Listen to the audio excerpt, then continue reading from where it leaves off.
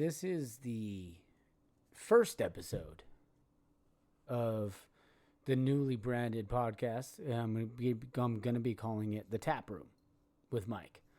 So welcome back to the Taproom, or welcome to the Taproom for that matter, for the first time. It's just me. Before it was Taps and Tailgates. All the old episodes will still be available, so you can definitely go up, as soon as you type in the Tap Room on Spotify, Apple, Google, and all that other stuff, iHeartRadio. All the old episodes will be there. But yeah, this is the first episode of the Tap Room. Thanks for joining me. Thanks for coming in with Mike. And I have a banger of a first episode. First episode with Mike Crea from Unsung Brewing. Easily, like last week, I had a blast at Brewery with Augustine, but this week it was a freaking absolute banger. I had so much fun. We honestly could have talked for hours, and we legit did. We did about an hour on the show. So it's about an hour interview that him and I had, but we continued to talk afterwards because the tap room opened. It got a little loud. Not really loud, but it was just, it's a super family friendly, dog friendly, there's kids running around, all that sort of stuff. So there is some of that in the interview. So I apologize for that sort of stuff, but it was honestly an absolute blast. Mike is an amazing person. Everything he had to go through throughout his entire life, opening the brewery, or opening the actual just brewing part of it in Tustin, and then opening the tasting room and tap room in Anaheim. It was so much fun. Like, he is just, it's honestly, it's really humbling to hear his story, everything he had to go through. We talk about, his relationship, with the brewery, his dad, where he grew up, how he started brewing, how he started kind of with wine, all this sort of great stuff. I don't want to give any spoilers before we jump into that. But it was an absolute blast, and I hope you guys enjoy it.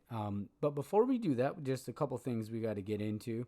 I am gonna do a brewski review from one of their beers. I didn't get a chance to review on the show. They hooked me up. They gave me a beer glass, gave me a bunch of free beer. If you have a chance to go down there, I can't stress it enough. Even like if you're not like an avid comic book fan, they have any type of beer that you may, whether it's an intro kind of beer to getting into craft beer, from that to all these different styles. Whether it's like an amber style cream ale, they have one called Lumino. They have all these great beers. Now they have a bunch of hazies. Dreamgate. They have one that I'm going to be trying. I'm actually going to be. I will probably post it later on Instagram this week. The one that I am trying today, though, because we got to jump into it. It's called by Unsung Brewing, called Twice Cursed, and it is actually really sweet looking can. It's a double IPA, brewed with Simcoe and Mosaic, which you'll learn is one of Mike's favorites on there. And this one comes in at 8.4. So let's fucking get it. I'm going to crack into this sucker. And sorry for the language, but, and I'm sorry for the language last week on the intro. I was a little buzzed after the Super Bowl. But let's jump on into it. And thank you again to Mike. Thank you so much for, allowing me to go and record there. Let's jump in and let's review this sucker.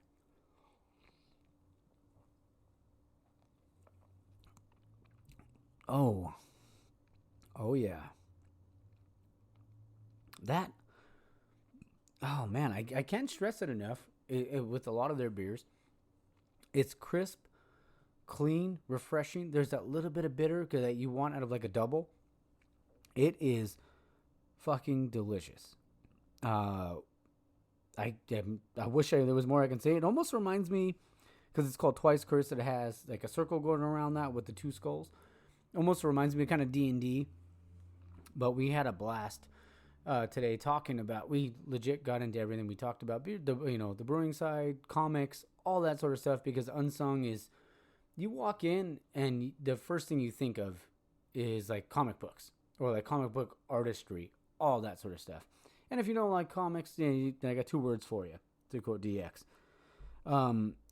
But yeah, we get it. We delve into all that stuff on the show. So I hope you guys enjoy that. But before I do want to jump into. There's a little thing called the Elimination Chamber today, and if you're not down with wrestling, sorry. I mean, I'm just gonna talk a little bit at the card that they have today, give a couple predictions, and then I'll jump into the interview. We have today, so for the Elimination Chamber, we have Edge and Beth Phoenix versus Finn Balor and Rhea Ripley. Rhea's probably gonna win the title, so I think I'm going with Edge and Beth Phoenix on this one. Next match we have Bobby Lashley and Brock Lesnar. I mean, two behemoths of men. I think Lesnar wins because I think it's gonna be Lesnar and Bray Wyatt based off of Friday Night SmackDown at Mania. Then we got the Women's Elimination Chamber: Liv Morgan, Asuka, Nikki Cross, Raquel Rodriguez, Natalya, and Carmella. I feel like it's got to be Asuka. I think Asuka wins that match because it's kind of. She's been on a run lately now that Hunter's now that Hunter's been running it. Hunter's been running the show for a little while now. So I got Asuka. I got Asuka winning that match. The United States Championship match we got next is Austin Theory versus Seth Rollins versus Montez Ford versus Johnny Gargano. Oh, it's another Elimination Chamber. My bad. So it's Austin Theory, Seth Rollins, Montez Ford, Gargano, Bronson Reed, Damian Priest. I kind of feel like it's going to be Montez Ford. I feel like they're setting up Seth Rollins for Logan Paul at Mania. So that's kind of my justification for that.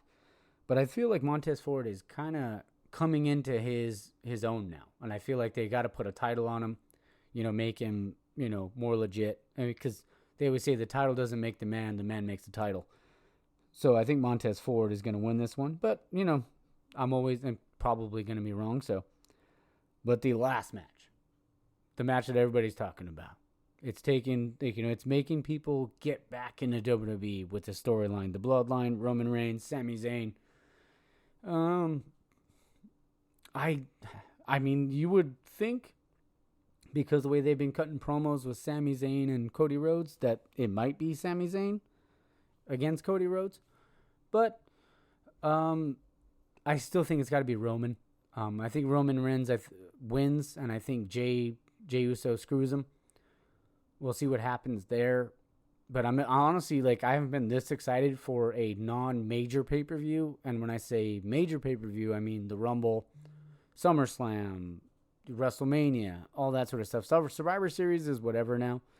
But I haven't been this excited for a while. Other than Money in the Bank. But I think I got Roman winning it. But we'll see what happens.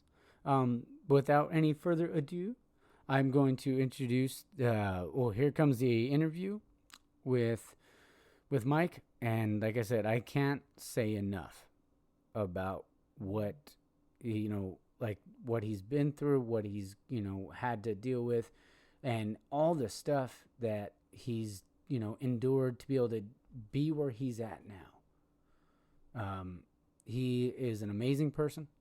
And I really hope, if you go down to the brewery and you get a chance to meet him or shake his hand, just, he's a really good dude. And, you gave me beer to be able to review on the show today, this Twice Cursed. He's, a phenomenal guy. So the words can't say enough, but I hope you guys enjoyed the episode. Because I had a blast recording it. Like I said, got to get into a little bit of everything. And get on down there. Get on down to Anaheim and have some of their beers. They have something for everybody. So I hope you guys enjoy the rest of the episode. Enjoy the interview. Take care, Tabs fam. Take the over. All right, guys. Welcome back to the Taproom. You know me. My name is Mike, and I'm also here with another Mike. Mike Crea, from owner, founder, brewer from Unsung Brewing over here in Anaheim. Welcome on the show. Hey, thanks. I appreciate having me on. Yeah, so I want to get started here. How we always start the show is that crack a brewski, give it a reviewski. So I'm going to start with this beautiful looking hazy that's been sitting here for a couple minutes, but the head retention on this beer is just ridiculous. And this one is called? Dreamgate. We just came out with it about a week ago. Okay, nice. What's the ABV on this one? 7%. Nice. Yeah. That's the perfect hazy. I have an uncle he doubles just getting trashed. So this will be like the perfect wheel. This is right in his wheelhouse. A lot of our beers kind of tend to play in the 6.5, 7.5 range, just because that's what I tend to like. Yeah. But I also see the need for making the doubles and the triples and those types of things. So awesome. Yeah, I just want to, thanks for having me over here. It's such a cool place. I mean, there's pop toys everywhere. There's comic books. There's Legos, everything. A bunch of great looking artwork on the walls, like a bunch of characters you guys created, right, for the brewery. Yeah. The beginning of thinking about how we were going to blend a brand into making beer really started from my love for the comic book realm and that kind of mythology. Yeah. And for some reason or another, it just kind of fit really, really well. Where, back when we were starting the brewery, it was there was the beer geek phenomenon, and those people tended to be the same types of people that were, the Marvels and the DC and the comic book nerds. And so, where I'm from, growing up as a comic book nerd was, you had to hide it. Yeah, very much. Same. Okay. I had to do the same thing. But now it's cool, Oh, I know. And so we kind of started it at the right time, I think, and being close to Disney and in Anaheim with this type of a community, it really brought out a lot of people that had similar interests, likes and interests. Yeah, that's awesome. That's so cool. And when did you start the brewery? So we started back in 2014. Okay. So we're going on 8 years now. This one opened, the Taproom opened about 2015. Okay. So, but we had our production facility in Tustin open prior to this one. Okay. And did you have a tap room before this? No. So that was kind of one of the issues. When we opened in Tustin, they wouldn't allow us to have a tap room there. Oh, okay. And so that made us kind of start looking out for another spot where we could have a retail component, because owning a brewery, the days of just having a production brewery and you're just distributing and surviving is really tough. You really need to take advantage of the retail dollars. For sure. So so this took a while to build out. It's a really, really old building. And our landlord, who kind of revitalizes these buildings, likes to keep original structures and that sort of thing. And so it had its issues. They had to put in fire sprinklers and all that. But once, we were the first ones in here. And once we got it up and running, we just started really from the ground up and trying to cultivate an audience, But I always say this, having the production facility open, 7 or 8 months prior to having this one, we made a lot of shitty beer. We really cut our teeth, understood how the system worked properly for us. And so when we did open and people started to come here, we felt really comfortable with the beers we were making at that point. That's awesome. So you had some time to kind of, what's the phrase or term, like you had to have a chance to cut your teeth. Yeah, cut my teeth and like I said, make a lot of shitty beer. Yeah. But that's really cool. Did you start out like home brewing, or how did you? So I'm originally from the Midwest, and my cousin and I, there used to be this truck, a frozen truck that would come from Amador County, and it would pull into a really, really shitty neighborhood in Cleveland, downtown Cleveland, and he would make wine, and so him and his father, it was kind of a bonding thing that they would do.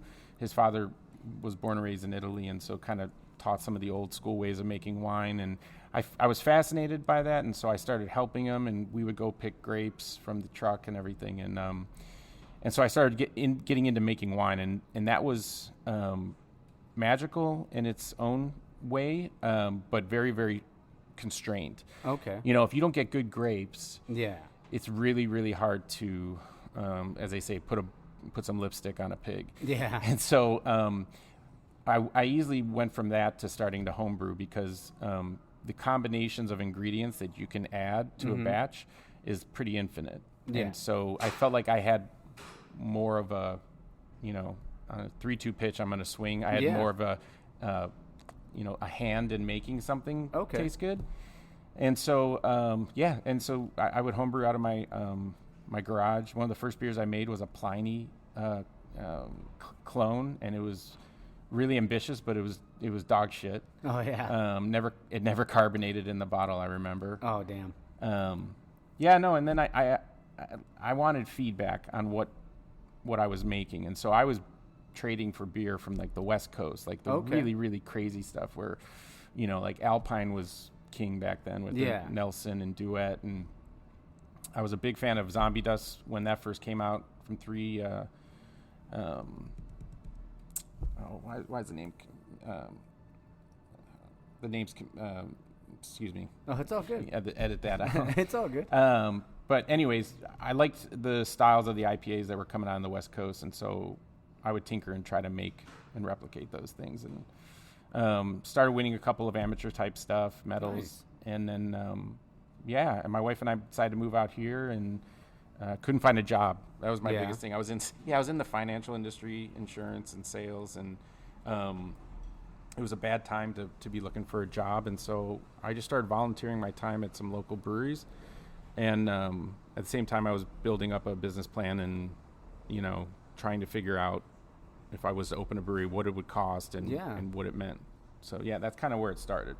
That's cool. I mean, and doing that, you said you were in finance or in insurance. What company were you working for, if you don't mind me? Because I'm actually in insurance too. You are? Yeah, that's my full-time job. Oh, wow. So outside of once I left college, I worked for United Healthcare at their corporate office in Minnesota. Okay. And then I started my own brokerage business for long-term care and health insurance. Okay. And then my dad does more financial planning, and so I decided to move back home and work with my dad, which was always a dream of mine. We did that, and you know, I ended up having a health scare where I had to have open heart surgery. And, oh wow! And then I had to go back in 2 weeks later because of something that had happened, which was life-threatening. And so my recovery from the heart surgery gave me a ton of time to homebrew and think about life. And I realized that I don't like desk jobs. I don't like wearing a suit every day. I wanted to be more on the blue-collar side of things, and I liked creating things. And so life's short, one of those analogies, and that's kind of what brought us out here. Yeah, and that's awesome. And when did you guys come out here? We came out in 2010. 2010? Okay. Yeah. And you said you were in Cleveland before, or did you and then in Minnesota? Yeah, born and raised in Cleveland, went to college in Cincinnati, and then my wife and I we lived in Minnesota for about 7 or 8 years, which we loved it up there. Yeah. And then moved back to Cleveland. But I also went to Chicago. There's a technical institute college there for to get my master's in brewing, which is it's like a little over a 2-year degree. Okay. So I was doing that and just, you know, really learning more about what I couldn't learn from home brewing, right? Yeah. So production type stuff, cleaning, sanitation. Yeah. You know, production schedules, volumes. How much if we make one beer and, you know, it's gonna blow out in kegs, but you have a ton of it in cans. You know, like trying to figure out all those crazy questions, and it's I still struggle with it today. Yeah. Yeah. Thank you. That's. I mean, I always know like cleaning when it comes to like all the you know the kegs and everything. I feel like that takes more time than the brewing probably does, right? Or it takes up a lot of your time. Yeah, I mean, so the way I looked at the hard work in the brewing industry, and I still do. There's plenty of times I still clean kegs. I'm very hands-on. We're a really, really small crew. Yeah. That's going to change now because we're pretty much back to where we were prior to COVID. Okay. Numbers-wise. Yeah. And so we had expansion plans, and so we just ordered some more tanks, and we have some big goals that we want to accomplish. And so to do that, we're going to bring in some more people. But all that hard work stuff, the repetitive work, the cleaning, the keg washing, all of it I took a lot of pride in, and I never looked at it like it was hard. I enjoyed every second of it. That's awesome. And so, because it's all part of the process, right? For sure. We have our head brewer. They have to do their job. Our cellarman has to do their job. The sales reps have to sell. The delivery driver has to get the beer out there. It's all one giant symbiotic circle, and each part plays an important role. And so I try to relish in that. And I was kind of raised where if you're going to do something, you're best off doing it the best that you can, whether that's cleaning boots or cleaning the brew deck or washing kegs. So that's so cool because I mean it takes it takes a village, they always say, Yeah. to be able to, bring everything together and make everything, do everything the right way. And that's so cool. And being, well, because said you lived in Cleveland and then you also lived in Cincinnati. Are you a Browns or Bengals? I'm a Browns fan. Okay. Unfortunately, and I'll be the first to say it. Unfortunately, but the Browns thing is very sentimental to me because when you grew up in Cleveland as a young son, like that's how you bonded with bonding your with father. your dad. Yeah. And he would take me to games and stuff, and we still talk about it to this day. And it takes up way too much of my daily life. Yeah. That it should, but it's important to sustain this relationship with my father and my uncle and all that stuff. And so, yeah. That's really cool, though, man. I mean, because, I grew up the same out here, but the difference with me is, like, the only team I cheer for in the L.A. area or OC area is USC. Okay. Everything else, like, I'm a Braves fan, so me and my girlfriend, we always kind of go back and forth on the whole Braves-Dodger thing. Yeah. But it's, it's awesome. Like, I remember going to games when I was a kid, to going to USC games. That's what made me fall in love with it with my dad. It's great, right? And that's stuff that, I'm 40, I'll be 45 this year, and that's stuff that those memories get like really, really more intense the older you get. They don't go away. It's kind of cool. Yeah, that's so cool. And when you guys came here, like, what gave you the idea of obviously being a comic fan? And like we said before, like, because I had to hide it too, because it wasn't cool when we were kids. No. Like, I had to, like, when I would go with my dad, I'd make, in order to be able to get, like, I'd have to, he would take me to the comic book store, but he'd also take me to Borders when Borders was still a thing. He's like, all right, I'll buy you a regular book, or I'll buy you a comic book, but I have to buy you a regular book too. So you had to, it was like a off and on. Yeah. But what gave you the idea to, to make it like, or make it like a comic book type brewery, or like, a nerdy kind of brewery? So obviously what you see today in the tap room, and a lot of people will see our name and not get it. But if you walk in our tap room or you look at us on Instagram, it'll click pretty fast. What has evolved is beyond my imagination of what it could be. I think what got us there in the first place was I have some, like, OCD, obsessive compulsive types of personality stuff that bothers me. And one of the things that bothered me when I was coming up with the plan to open up a brewery was things needed to make sense. So if I went into a brewery and I just saw random names and a random name of a brewery, and I didn't see a correlation between that and some of the apparel or the beers, it didn't make sense to me, and it just seemed very, very awkward or just cluttered together. And so one thing I wanted to make sure that things made sense and they tied in together. And so that's kind of where we started coming up with, back when it was cool to do, mainstay beers, and make sure that that the recipes were solid, which took a long time, and B, that you could identify with it. Yeah. So when we were in Tustin and we didn't have the production facility, the only people that knew anything about Unsung was getting it on tap at Iron Press or somewhere else around here, or Borden Brew. So there was no identity to it. But I wanted to make sure that when you got one of our beers, a can or something, there was something that you could relate to it. Yeah. And so we decided, why not make some of these beers that are mainstays our heroes, and we can create a backstory. And somehow the backstory has something to do with the beer or the style of beer or some of the ingredients in the beer. Yeah.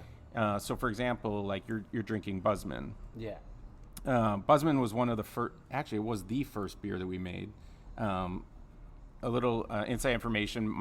This is a beer that I made after my dad. My dad is a avid yardsman, and his nickname is Buzz. And so that's cool. Yeah. So what you're seeing on the illustration of the can is a Midwest suburban house and a guy that's mowing his lawn, because where I'm from, this is considered a cream ale. These are called lawnmower beers. Okay. And the reason they're called that, because I know there's not many yards out here, but they're called that is that you could have a few of them and you're still going to have straight lines. Yeah.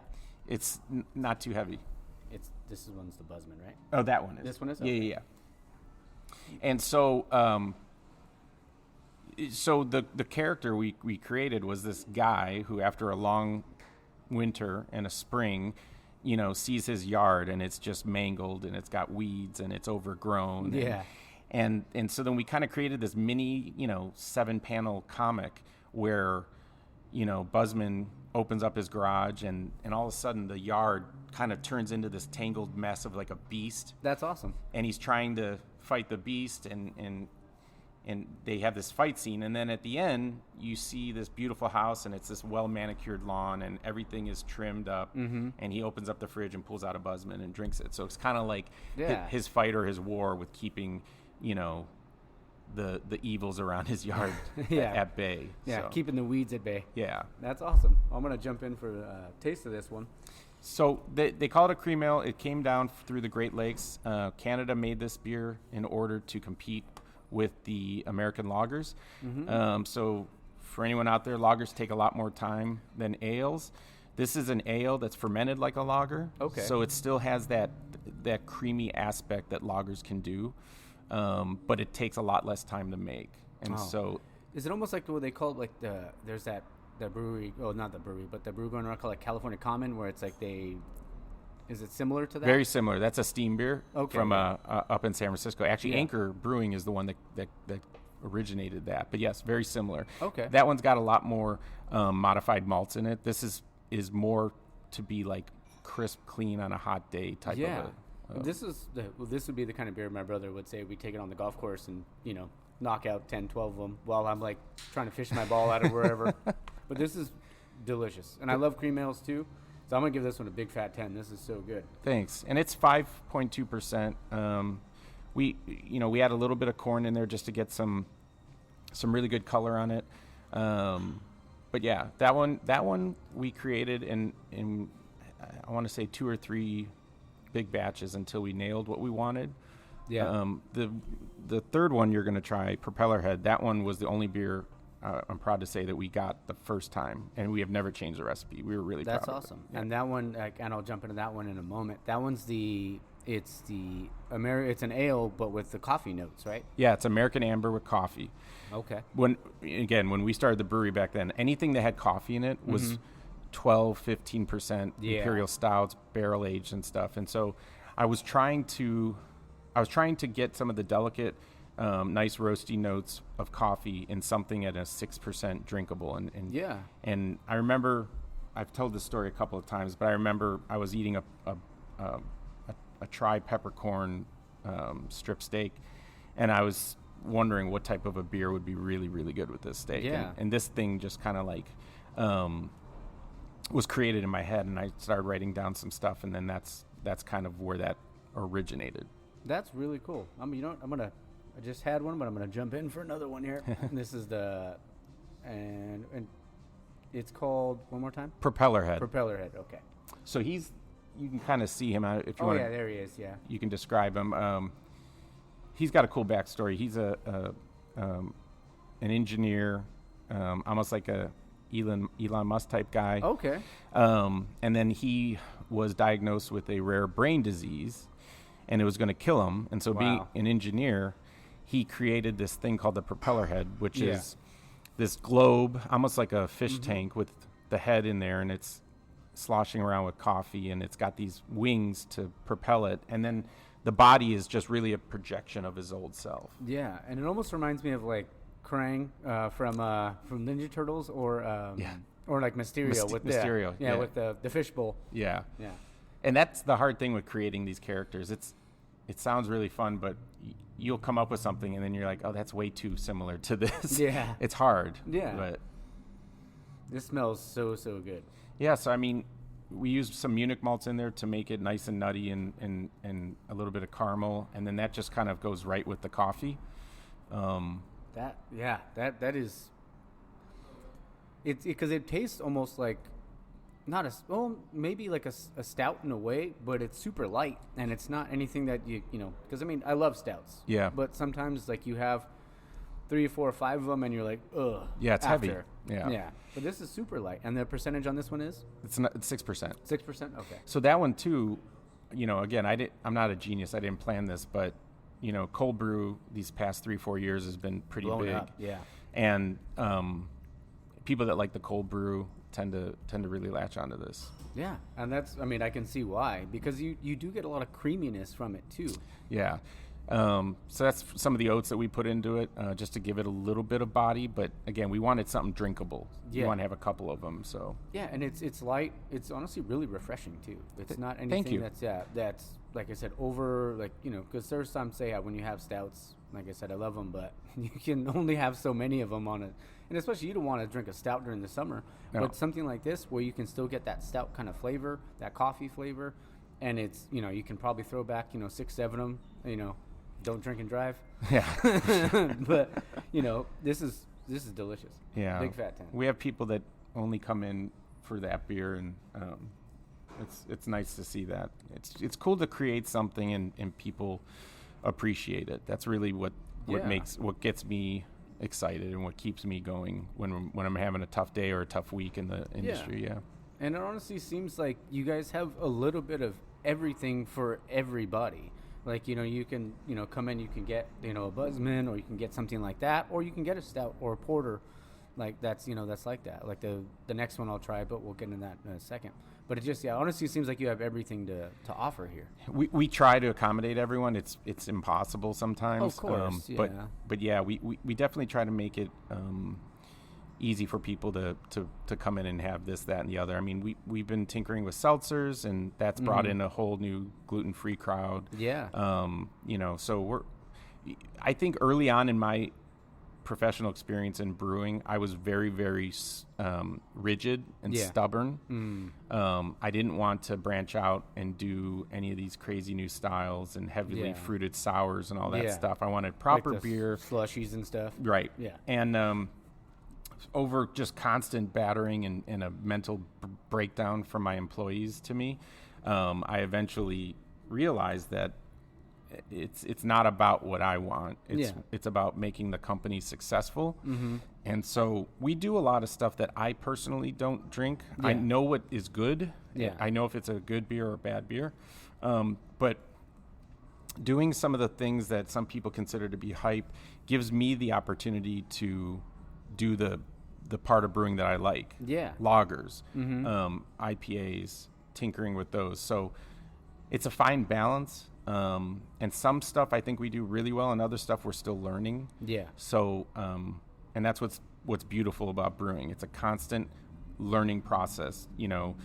I could be 80 years old, and I still wouldn't have scratched the surface on the knowledge of beer. It's crazy. Because it's like ever evolving, and there's always something new. Like, I feel like sours have taken off like crazy, and seltzers as well. I feel like everybody makes a seltzer now, like Simply. Like the lemonade or orange juice freaking company makes seltzers now. But there's always something different. I feel like, at one point, lagers were the thing, especially, here in America. Like, it was Bud, Coors, all those, ones.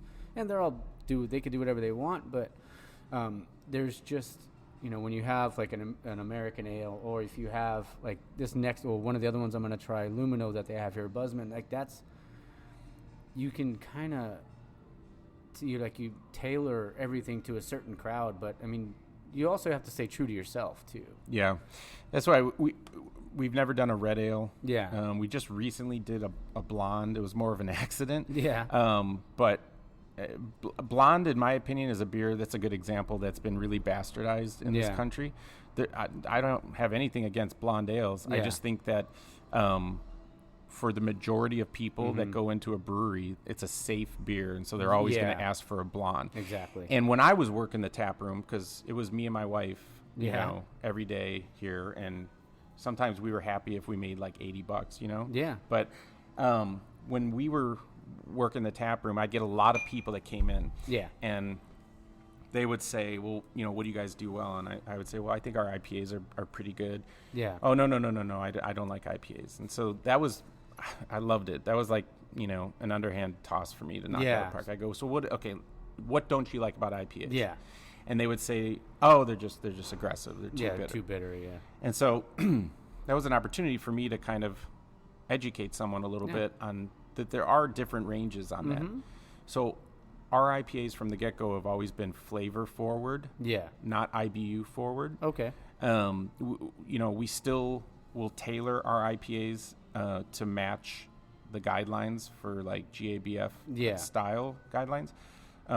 but that being said, I learned early on that too much bitter is going to mute or overshadow any of the delicate oils that come out of those hops. Yeah. And the hops are super fucking expensive these days, right? Yeah. And so I started to see it working against us instead of for us. And so the way we make our IPAs, the way that they're very, very aggressively later hopped, some of the newer products that are out there that help us really put as much oil into the product as opposed to isomerized alpha acids. Okay. Is how we want to make our IPAs. And so, again, back to that scenario, the person would come in, they didn't want to have an IPA, I'd give them a taste of it, and they would go, wow, that's really good. That tastes very, very citrusy. That tastes very, very stone fruit. I understand what you're saying. It's inviting. And I said, beer is beer, but you may not like a certain style, but really it comes down to, do you want another sip? Yeah. And you may not like a Scottish ale, or you may not like a oatmeal stout, but if the beer is inviting enough and it's delicious and it makes you want to take another sip, then it's kind of done its job. And that's what we're trying to do. And that's a perfect example. Like, I remember when I wasn't the biggest, going back to like 2012, when I first started really getting into, 2010 probably, I started really getting into craft beer. But like all my buddies, were all into Stone. So we would go down to Stone over there and drink beer and do all that sort of stuff. But then but some of them, like Eric, Arrogant Bastard, Double Bastard, all that sort of stuff was like, man, that packs a punch. Yeah. But then eventually there's almost like you were saying with blondes, like a buddy of mine, every time he goes to a brewery, if they have a blonde, he orders a blonde because he knows he's probably going to get something that's not overly bitter. But if you make an IPA the right way, it doesn't have to be bitter. I mean, the IBUs could still be up there, but if there's the flavors there. Yeah, and the other thing I'm going to point out, because this is another misnomer, but so this one is another IPA of ours called Vastly Outnumbered. Okay. When you look at it, can you tell any difference from that to Buzzman?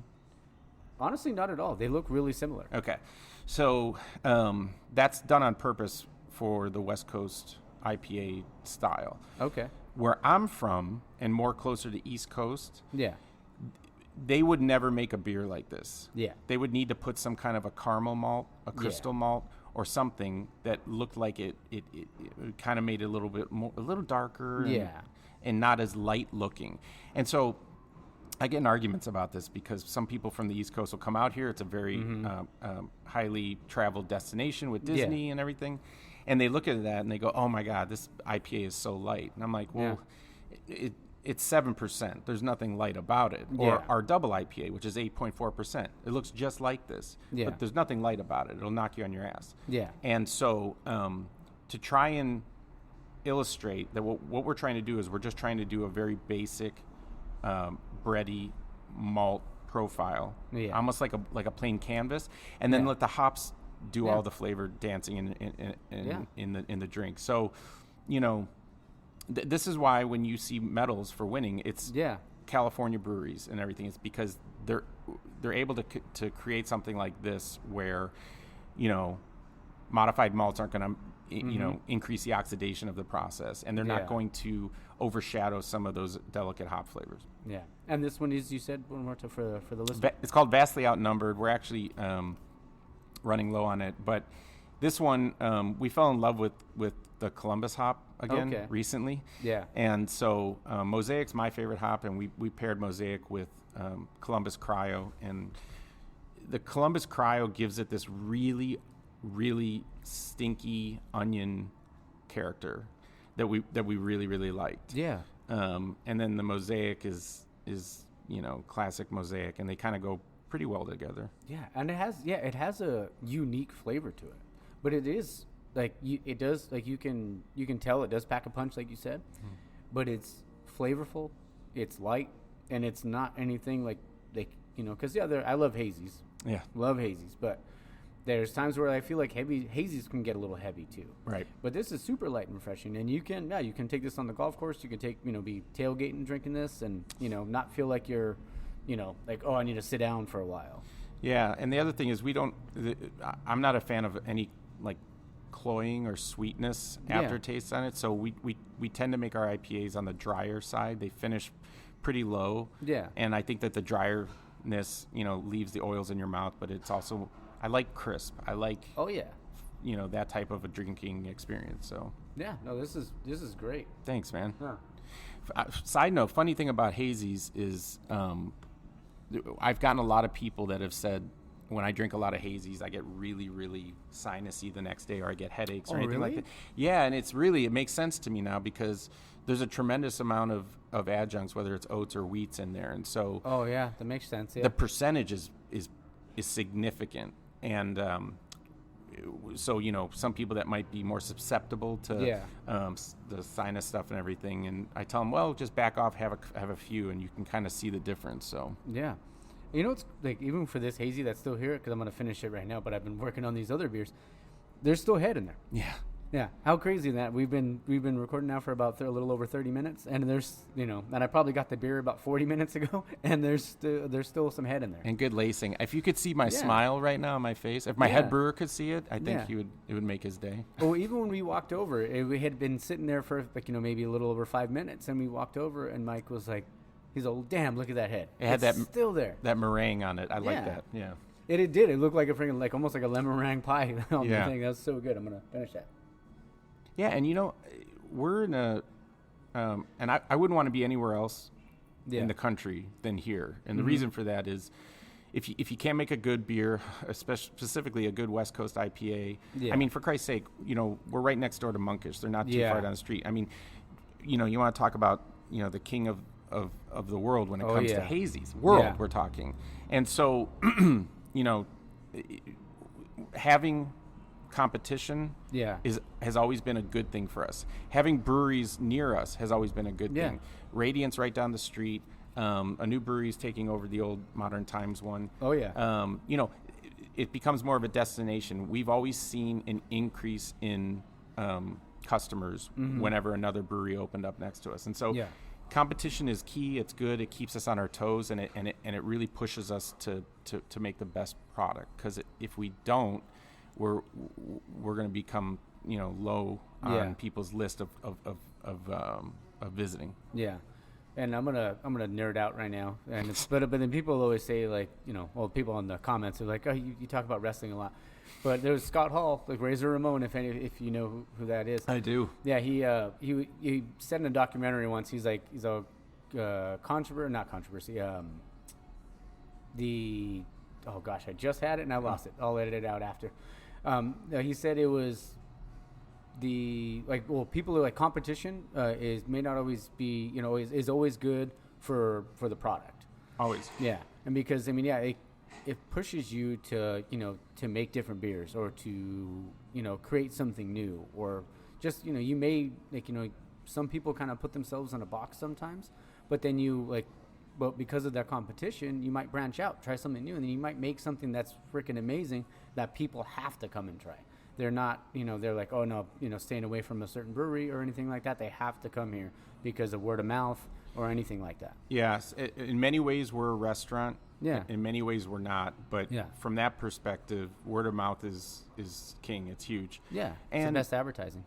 So for the longest time, dude, we were the first location in this building. For those out there that don't know, it's called the Make Building, and there's us, there's a winery, there's Tacos El Gringo, and then a distillery that's finally going to open up.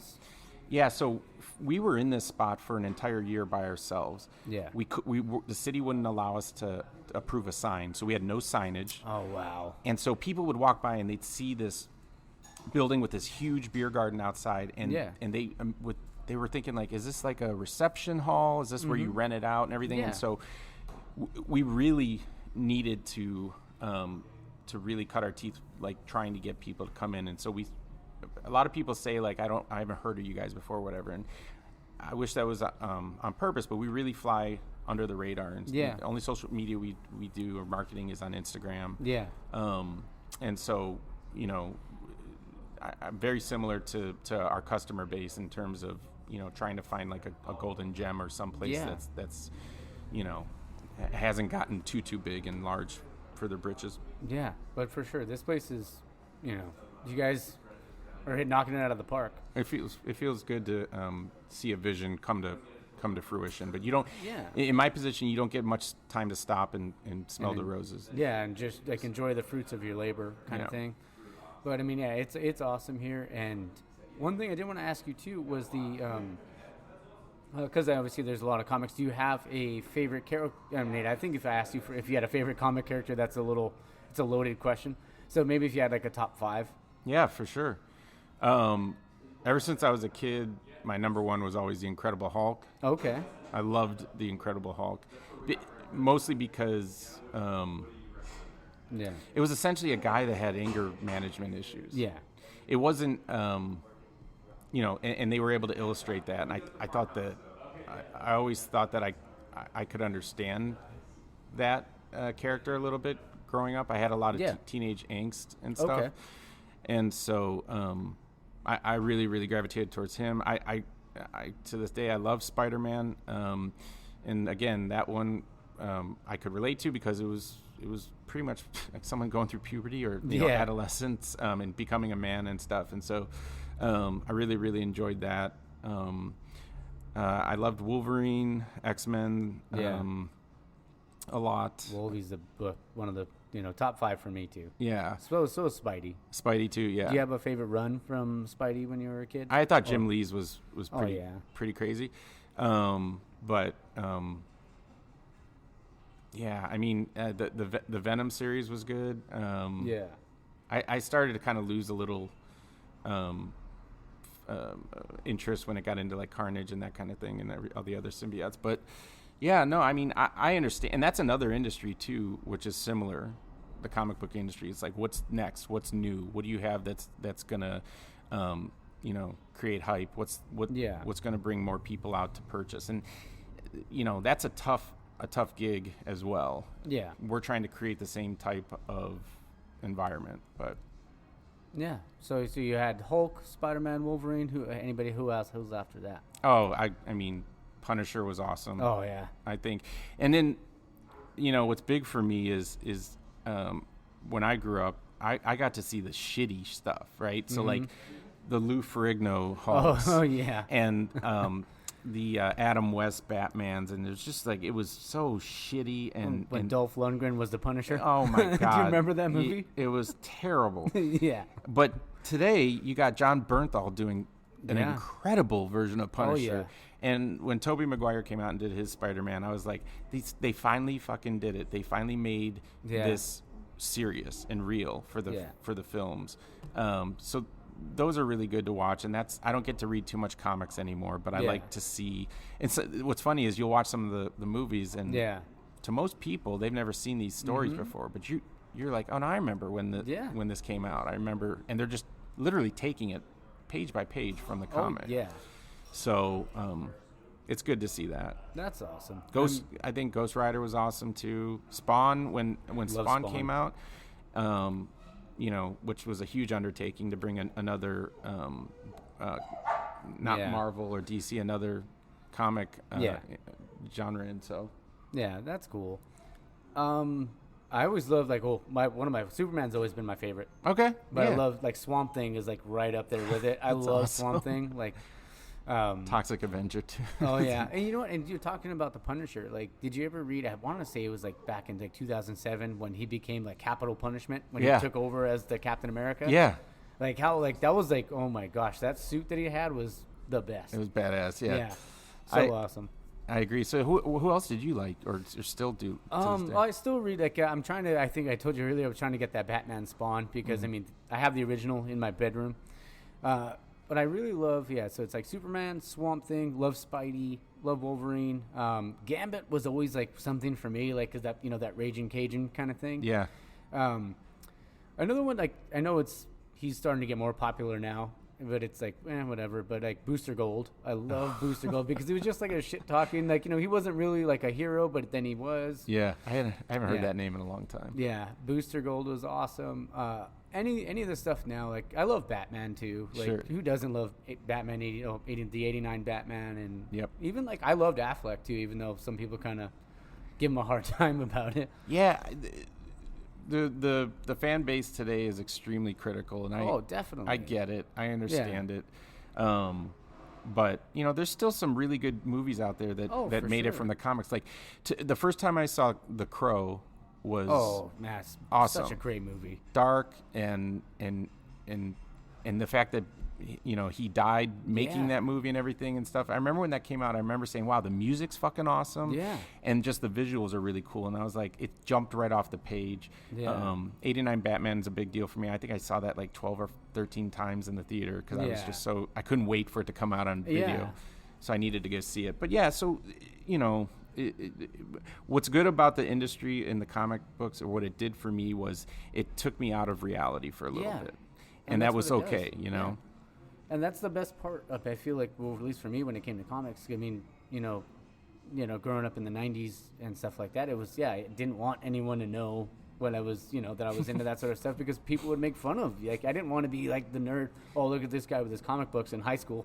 Yeah. I mean, but Yeah. nowadays it's like, I feel like it took forever, but it's like, now it's cool to be into that sort of stuff. Yeah. You want to talk about nerd? I had such an apprehension about it that I used to clear a spot in my closet, and I had a little lamp. Yeah. And I would just go in there with a pillow or whatever, and that's where I would read my comics. And I don't know why. I would do that just to kind of like shut off from the world for a little bit and stuff. But I still have a lot of that stuff back home in a safe, and I should pull it out next time I go home to see my folks. Yeah, that's cool. I mean, because it kind of takes you back. It transports you into another world where you, like, especially way back when it wasn't like acceptable or, something like that. But when you're able to kind of delve back into those things, it just takes you back to a time where you're like, yeah, this makes me happy. Yeah, the time that happened to me was a couple years ago. I recently read the Killing Joke again. Oh, one of my favorites. Yeah, and I remember exactly where I was, and I remember that the feeling when I first read that. Yeah. It brought me back to that, and it was pretty fantastic. So yeah, they do have a power, Yeah, that book though. Because I remember reading that book as a kid, and I told my dad, I was like, "Oh, I want this one." He's like, "What's it about?" He's like, "Oh, it's Batman. It's probably fine," because he's probably thinking Adam West. But at the end, when he's like, you don't know if he actually kills Joker or not, because he's like, holding him up or whatever, and he's like, and then all of a sudden Joker stops laughing, but Batman's laughing. Yeah, it was a really good. You kind of hung on that page for a while. Yeah, what happened? We don't know. And then eventually they made and I love the animated movies too. But even talking about bad comic book movies, thinking back when I was a kid, Swamp Thing. Do you remember the Swamp Thing movie? I was like, oh man, but it made me fall in love with Swamp Thing, and going back and reading Alan Moore's Swamp Thing that came out in the 80s, but I read it in the early 90s, or Watchmen. Watchmen. Yeah, Watchmen to this day, I feel like it's still the perfect, whether it's a actual novel or a book, or a comic book or graphic novel, for that matter, it's still the perfect one.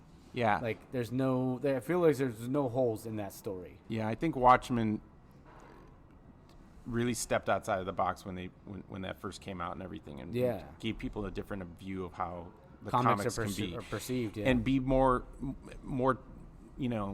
actually good stories. Yeah. Whereas historically a lot of it has been very fantasy based and everything, which is understandable, and there's definitely a spot for that genre.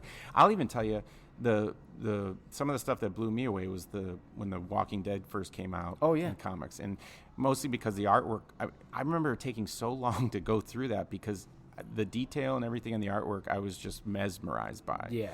And so I would take my time with it, and that's one of the cool things about comics, where there's no time frame. It's not like a book where it's a blank page and you're just flipping through and trying to get through this book. Yeah. You can take your time with it, and I really there was almost like a whole ritualistic thing with reading comics that I liked. So yeah, same. And it was like you said, hanging out with your dad and stuff like that, where he'd be like, all right, well, you gotta read this book or whatever like that. I gotta read Of Mice and Men, and then I also have to read what was one of the Whatever Happened to the Man of Tomorrow, the Superman run, or another favorite. Well, my favorite Superman run of all time is when John Byrne did Man of Steel in the 80s. Yeah, it came out before I was born, but I remember seeing it in an old vintage. It was like a comic books card shop in Monrovia, and I was like, done. And it's sorry, side note, we're going off on a tangent on comics, But there's a restaurant that me and my girlfriend went to maybe a few months ago, and I didn't realize where I was during the time. I was like just thinking I was gonna have breakfast. I was like, you know what? I think this is like the comic shop or card shop I used to go to is right around. And I looked, it was right across the street. Still there? Yeah, That's cool. and because those little mom and pop shops you don't really see anymore. No, you don't. And I was going to ask you this, and I don't mean to bring it back, but Yeah, it's all good. I am a huge fan of Superman too. Yeah. Superman as well. Excuse me. My brother and I were big fans of the Richard Donner stuff with with Christopher Reeve in the movies. So good. But I'm so fucking confused. So, in your opinion, why does Superman get such a bad rap these days?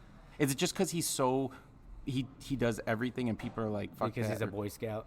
Oh, okay. Yeah, I but then don't people get love it. Captain America. So Right. I don't really, Yeah. Maybe it's the way he's portrayed, but in my opinion, I liked Man of Steel. Like when that came out with Cavill, like I thoroughly enjoyed that, and it reminded me of I can't remember who did it, so I'm sorry to whoever wrote the story, but like Superman Earth 1, when they did that whole line. Yeah.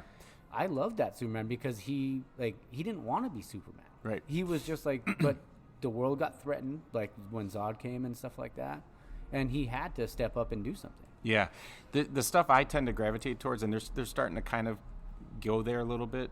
Is the where he is an alien, and they try to really push home that as well. So awesome. Yeah, I mean it's tough.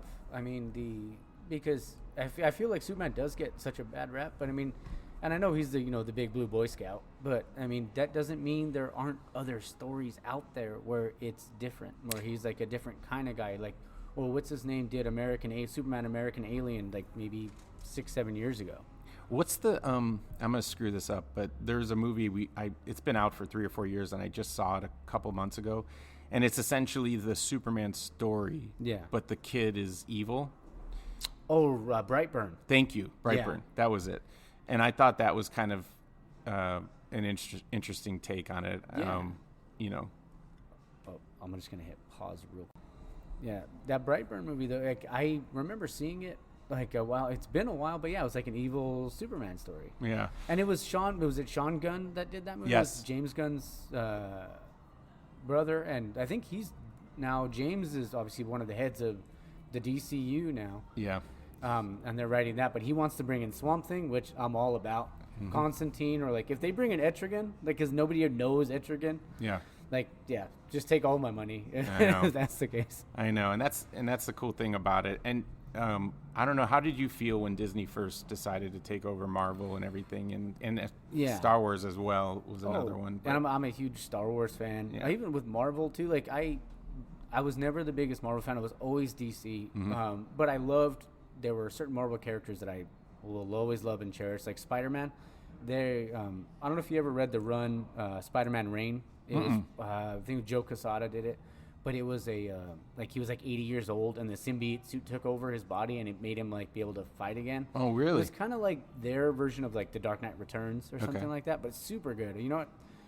I'm gonna donate because I think it's a 4-issue series. I'll come back in a couple weeks and I'll donate those comics. Oh, for real? Yeah, that'd be awesome. I have doubles, so yeah. Because I had different variants and stuff like that. I'll keep the variants. You guys can keep the originals. Oh, sweet. Thanks, man. But yeah, when Marvel took over, when Disney, I mean, obviously they did a good job, like with all the money that they made and everything. Yeah. And Star Wars, I mean, I thought The Force Awakens was good. Yeah, I'm with you on that too. My whole thing is with Disney doing all the massive takeovers. Mm-hmm. My biggest fear was that it was going to be. Kid-like and they do some of the some of the Bad Batch stuff is geared towards kids and stuff like that, but they still are doing the other side of it. Yeah. And for me, the fact that I'm going to be watching Star Wars and Marvel till the day I die is really, really exciting for me. Like, it's just not going to stop. So even when you think about it, like I remember I tell this story all the time, like because one of my cousins is a huge Star Wars fan, like I am. Like I have Luke's lightsaber tattooed on my arm. That is awesome. Yeah, and it says there is no death, there is the Force. That is awesome. Or the Jedi Code, part of the Jedi Code. But to be able to, if you would ask me 10 years ago if Ahsoka Tano would have her own series, or we would have seen an Obi-Wan series, Right. or anything like that, I would have been like, you're fucking lying. Like, Right. don't tease me like that. But now that it's happening, and even like you brought up the Bad Batch, I love like even the animation stuff because it kind of ties in other stuff that we might not see in the movies. Yeah. Like Cad Bane being on, being in the Bad Batch, being Boba. in the Clone Wars, and then being in the Book of Boba Fett. Yeah, and so there's a kind of a parallel between, in my opinion, Star Wars and the brewery, or actually owning a brewery. Yeah. And so like George Lucas was a genius. He came up with Star Wars. He did a phenomenal job with this entire franchise. Yeah. But then you can start to be bad for the franchise. Yeah. And that started to happen a little bit towards the end. And so he was smart enough to know, hey, you know what? For this legacy to live on and everything, it's probably going to be better off in some other people's hands and stuff. Yeah. And so that's what he did. And that's not an easy thing to do when it's your baby. Up your baby. Yeah. And so at some point, and I've already kind of talked about this, there's times where I feel like I'm a little bit detrimental to the business. Not forcefully trying to be. Yeah. But, there will be a point in time where, other people need to take control and take the lead and run with stuff. And, to give that handoff. Yeah. And that can be daunting at times, but you only hope, it's kind of like raising a kid. You only hope that you instilled the right culture and the good, good attributes. And those are the ones that kind of live on vicariously through other people. So that's absolutely right, because they always say like the debt that all men pay is death. I mean, when we get there, and I'm sorry if we went down a dark path there. But we all get there eventually. And when you something you've like you said with George Lucas, his baby, handing it off. But I feel like with guys like Dave Filoni or Jon Favreau, I feel like they're doing a great job when it comes to tying in all the other stuff. Because I have a comic book. It's in an old storage. Those pods like that they would come pick up stuff. I have the one with when was it Han Solo crash lands on Earth, and they get stuck there. Han die. Does Han die? I can't remember. But Chewie becomes like Sasquatch. And they eventually find Indiana Jones' remains. What? Yeah, it's a crazy story from like in the 90s. It was like almost like an Elseworlds, kind of like how they do in DC or Marvel. I got to read that. That sounds awesome. I'll have to find that one and do it.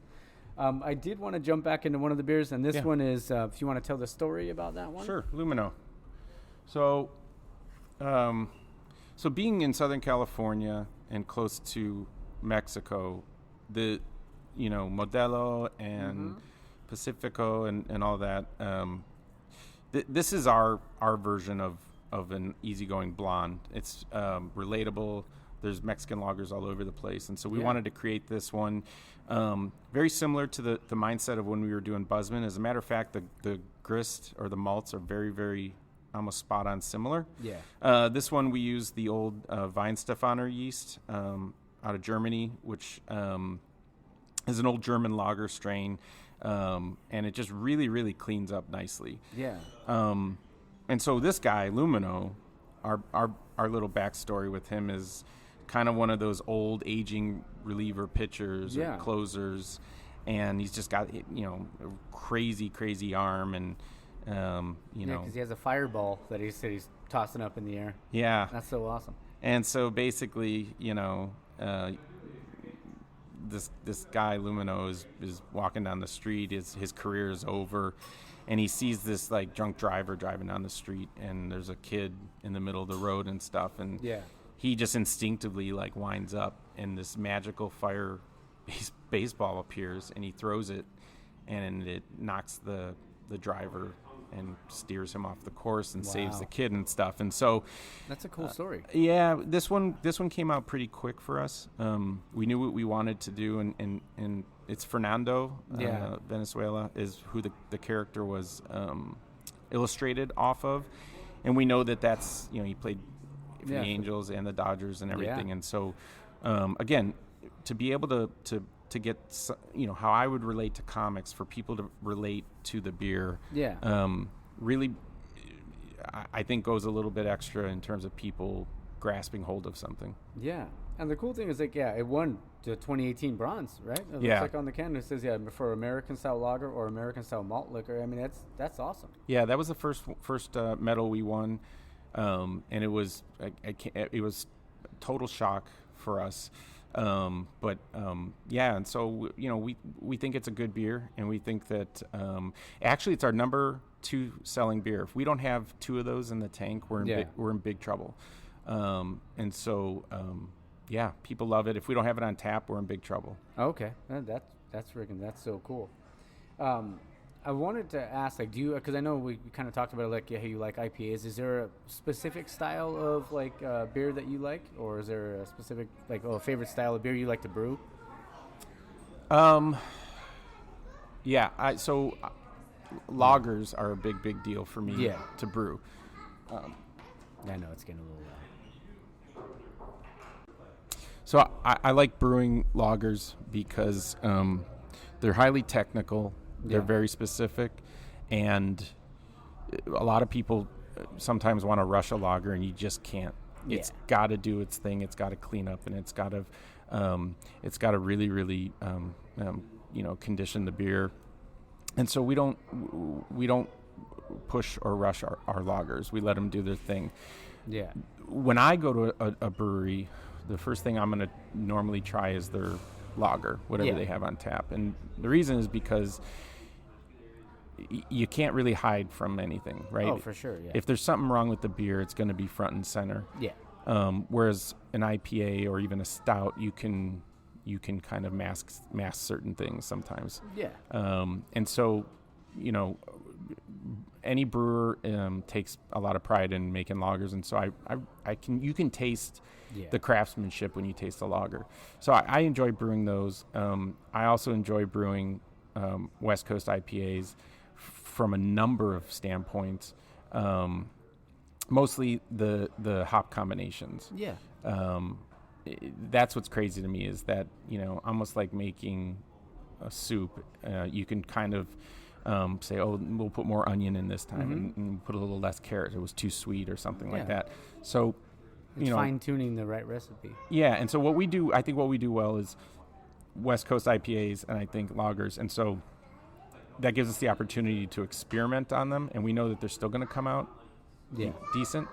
So, the tap room's open now, so we're getting some people coming in, which is fine. Yeah, no worries. I mean, there's people here. I mean, they're kid friendly, they're dog friendly. So if you guys are able to come down, have a good time. I did want to ask, do you guys have any events coming up or anything like that?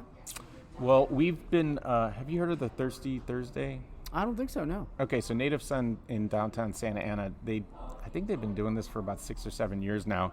It's kind of like the March Madness bracket. Oh, nice. So they select a bunch of breweries to go head to head. Okay. And it's every Thursday. And so for $20, you get four tasters, 2 from one brewery and 2 from the other. Oh, cool. So we did ours like the first week of February. We were up against Radiant, which is I have a lot of respect for them. They're our neighbors. Yeah. And so we ended up moving on from that round, and we're going to be again the first week of March against Black Plague. I love that. Yeah, it's kind of cool. Yeah. And so we promote it. We try to get as many people out there. It's really a smart marketing tactic as well to draw people in because it's March Madness coming up. So so they got some diehard people, some that are really good friends of ours that they don't miss it. They go every Thursday and they vote. So we have that coming up.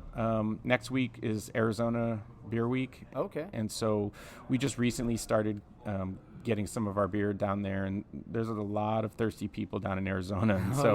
And we're doing 3 joint events with Bottle Logic next week. And where in Arizona is it? Phoenix. Okay.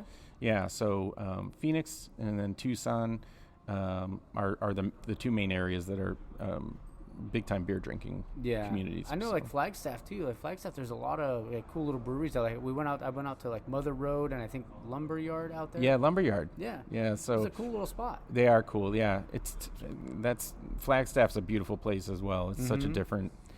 atmosphere than the other spots. And when you're driving through Arizona, like you go through Phoenix, you see desert, but then you go into through Munns Park, going into Flagstaff, and you see trees and like mountains and Pine it's like, trees. Stuff, yeah, it's like a big bear or mammoth Yeah. out in Arizona, and you wouldn't, when you think of Arizona, you don't think of that. No, not at all. But the people down there are very, very generous and very, very nice. One of my best friends that I grew up across the street. He grew up across the street from me since we were 6.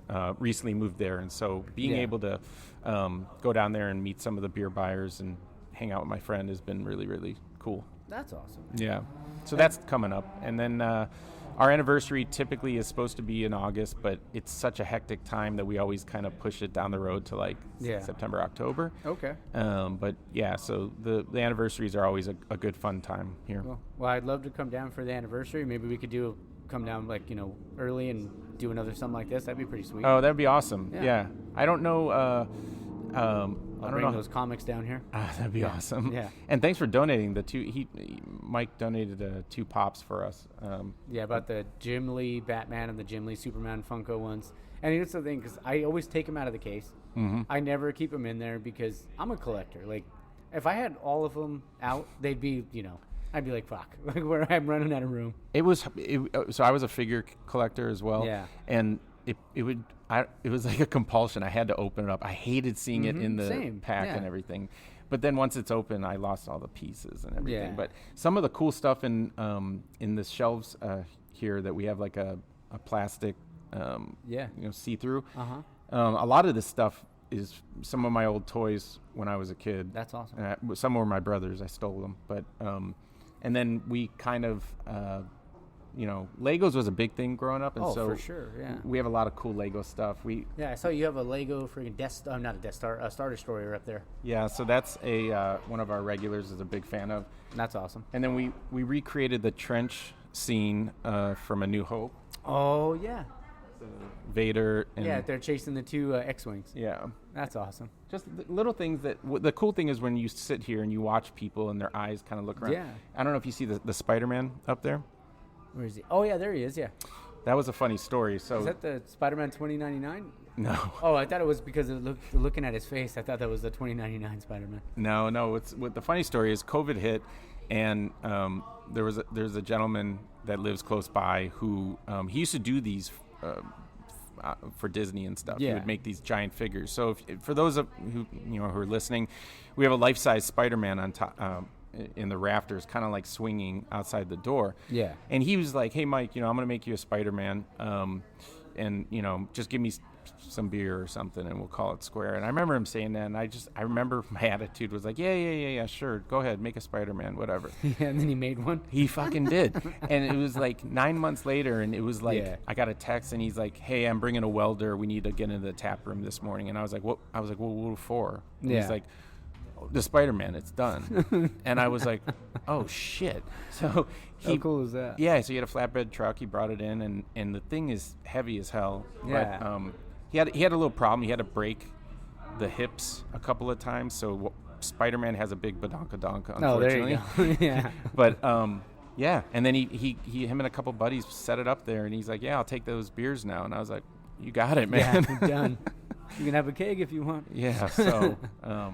But it's that kind of, the people that enjoy this community, enjoy the comic community and superhero community, that we're all, like-minded and stuff. And so it really brought a lot of people here. Another cool thing that happens here that's, we'll see tags on Instagram and everything is a lot of people who are married now had their first date here. Yeah. I didn't anticipate. I never in my lifetime would have thought about that. Envisioned something like that, yeah. And now for their anniversaries, they come here, and that's really special. That's so cool. Yeah. I mean, obviously you have a great place here. People come in, people love it. Like I said, it's dog friendly, it's baby friendly, it's kid friendly, all of that sort of stuff. And with all especially with all the, the pop toys, the Legos, everything on the wall, all the decor. I mean, I even see what do they call the little there's Ewoks right there, and then there's the other one. I can't remember what the other ones are called for the life of me. The Puggles or something something like that. Something Star Wars. I just can't remember it for the moment. But they have so much cool stuff here. So come on down, and just enjoy a few beers and enjoy the ambiance. And one more, we have one last segment, and I always like to ask. It's called Locals Only. Is there a specific place or places you like to go, whether it's like to get like your favorite burger, your favorite taco, any of that stuff? Oh wow, that's a really good question. Yeah, it's a loaded question too. Sorry. Shit. But I'm gonna drink this last one. This one is the.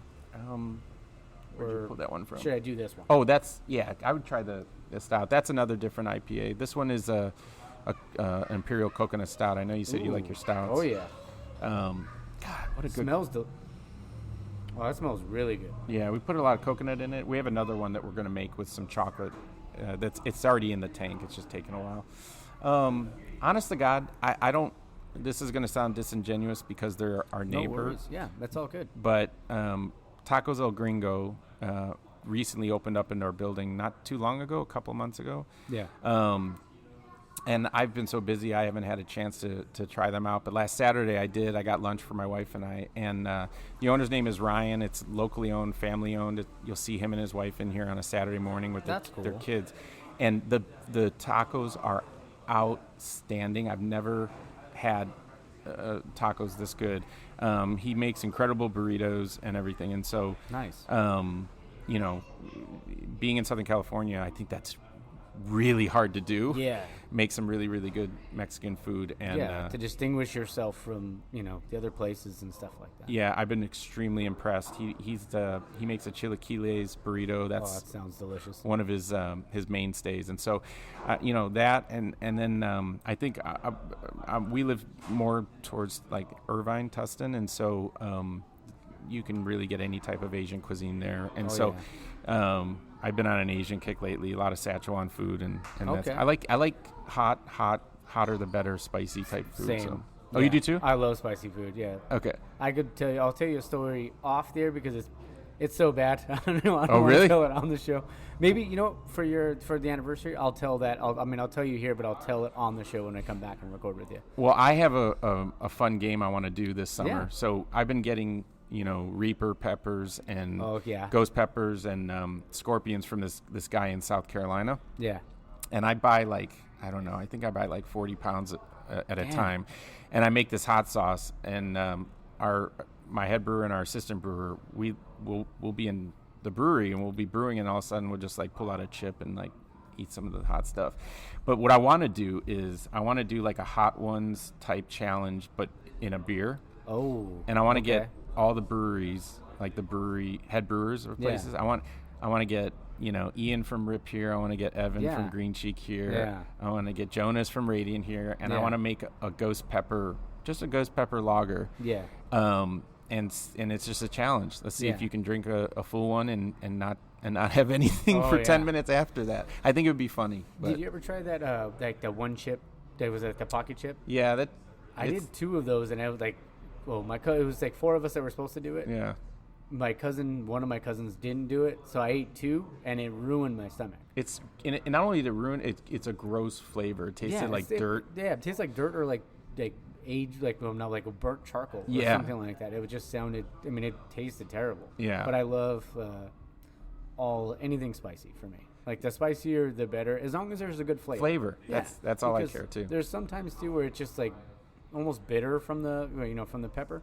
And it's just like there's not a whole lot of flavor to it. But if you make that hot sauce or something like that the right way, it's delicious. It is, yeah. Our assistant brewer he'll be the first to admit it, but he knows he has a problem. And so anything he eats has to be spicy. So he'll be on lunch break eating a salad, and he'll take a bite of salad, and then he'll like put a drop of hot sauce on the fork. And like he has to have everything hot, which I think is insane. But yeah. So, but it just kind of kicks everything up a little bit. So yeah.